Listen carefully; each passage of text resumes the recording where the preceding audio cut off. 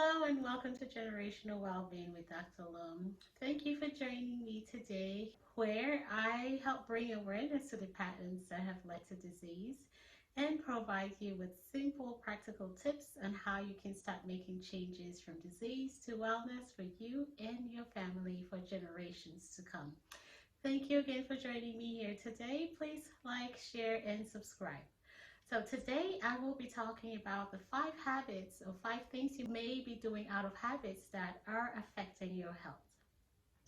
So I recently read a story of a lady who cut her turkey before putting it in the oven to cook it. And she'd done that for so many years because that's how her mother and her grandmother did it. The reason why her grandmother did it was because her oven was not big enough to carry the entire turkey. Now, that particular way of cooking had been transferred down all the way to her, and should continue to do that, not because she didn't have a big enough oven. She had a big enough oven, but she continued to cut the turkey because that's how she'd always done it.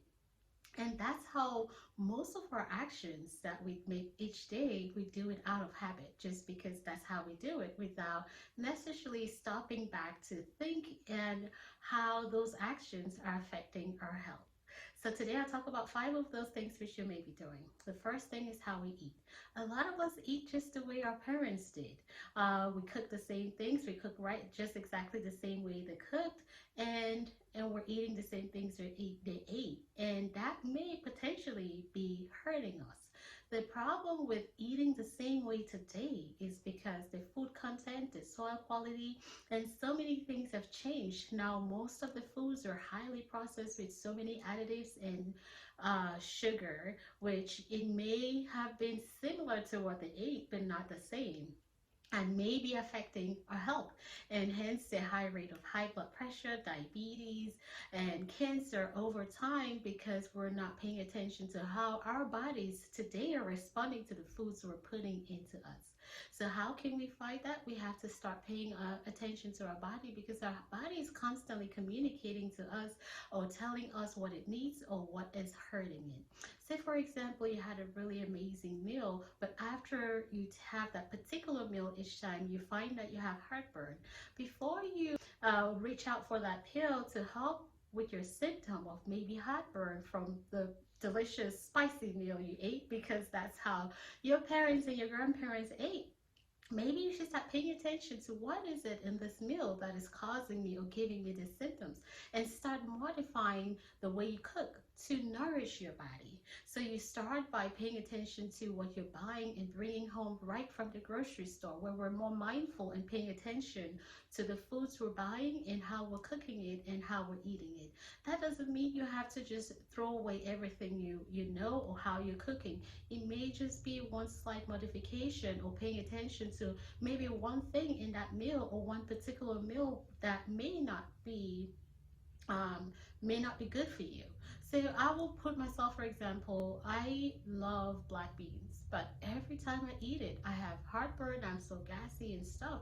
So instead of eating it, I have to switch over to a different kind of beans. Like, there are other options there that are not affecting me as much as the black beans. So I've turned now to other options that I will cook the same way, but better for my body or more receptive to my body. So, number one, start paying attention to how your body is responding to the foods you're putting in it. The second thing I'll say is our level of activity. And today's world is very easy with the nature of work, school, and everything else that's bombarding us to not pay attention to our activity level. It is very normal to get up, jump in the car, drive to work, sit all day, jump in the car, come right back. Our bodies were meant to move. So we have to be intentional about setting or creating some time for movement. Back in the day, our parents used to walk much more than we did. People walked to school. I walked to school. People walk to the school buses or walk quite a few distances. But today it's easy to just, go, go, go, go, go, and forget that our body was built to walk or for movement. So activity, it doesn't necessarily mean you have to get into the gym to exercise 2, 3 hours a day. So a lot of times we have that idea that for me to be physically fit, I have to get into the gym and work out a certain number of days. So it's easy to say, yeah, I don't have the time for that. But that is not necessarily the case. You find something that is rewarding to you, because the exercise, the activity doesn't only help your physical health, it's also very important for your mental clarity. It's important for your emotional well-being as well. And over time, you will end up saving time because your energy is better, you're sharper, you're making better decisions and stuff. So find the time to do what is rewarding as far as activities. Whether it's a morning walk for like 15 minutes before you go to work to kind of boost up that energy that will take you for the entire day, or maybe it's a Zumba class if you like dancing, or finding a community of people who walk around the neighborhood, or it could be a gym for you. So just finding what works and be intentional to add activity, whether it's 15, 20, 30 minutes a day, at least something. Start from where you are and make it something that is rewarding, because once it's rewarding, you're more likely to continue with that particular habit. The third thing is not having adequate sleep. Most people today think sleep is highly overrated. In fact, it's common to have people just function on less than 7 hours of sleep. And also, I've seen a lot of people say, well, I have a hard time falling asleep. It's just difficult for me to stay asleep. Or I have to get up and do so many things. But we forget that sleep is meant for a reason. That's the time where our body cleans up. It's like shutting up the shop so you can kind of clean out everything, or kind of reboot the system so it functions perfectly the next day. So if you're not closing down or shutting down to have that clean out, eventually the buildup is going to lead to high levels of stress, high levels of hormones that will impact your health. And also you're more likely to get sick if you're exposed to any disease, especially with the winter season coming. So prioritizing sleep is really important.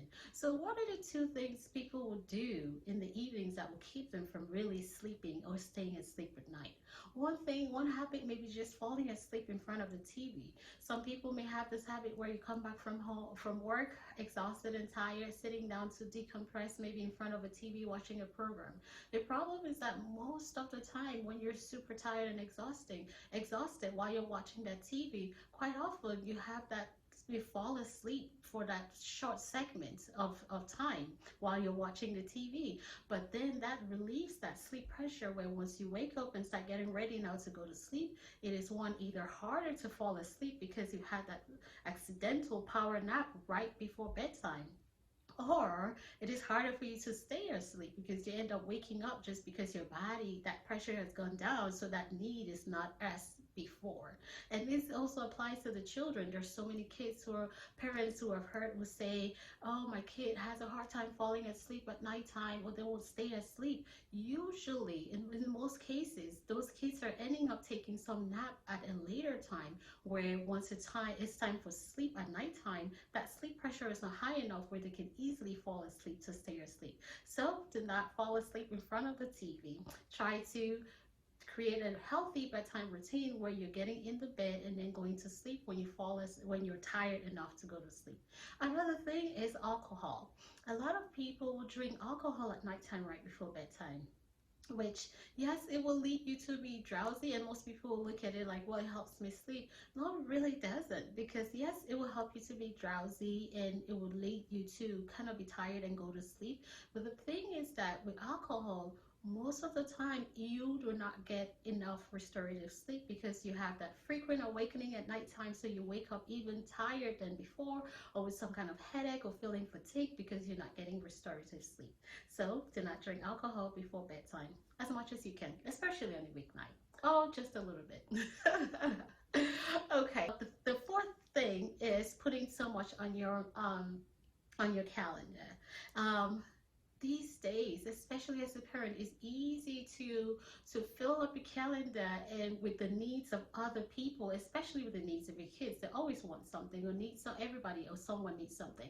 But the thing is that when you're constantly putting other people's priorities out before yours, you end up being extremely stressed out because you end up not having enough time to do what really serves and nourishes you.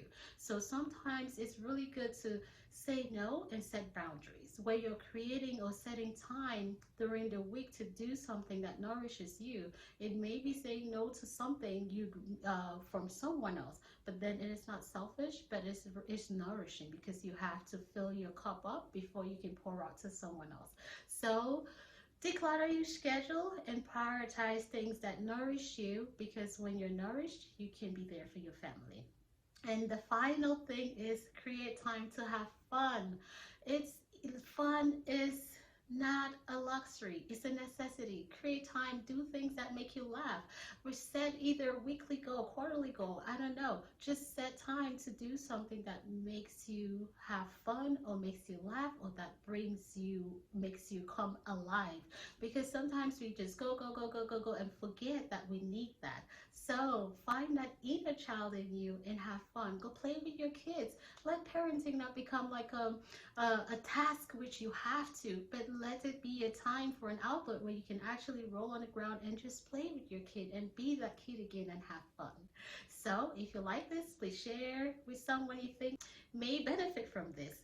And thank you again for watching. Until next time, this is Dr. Love. Have a good day.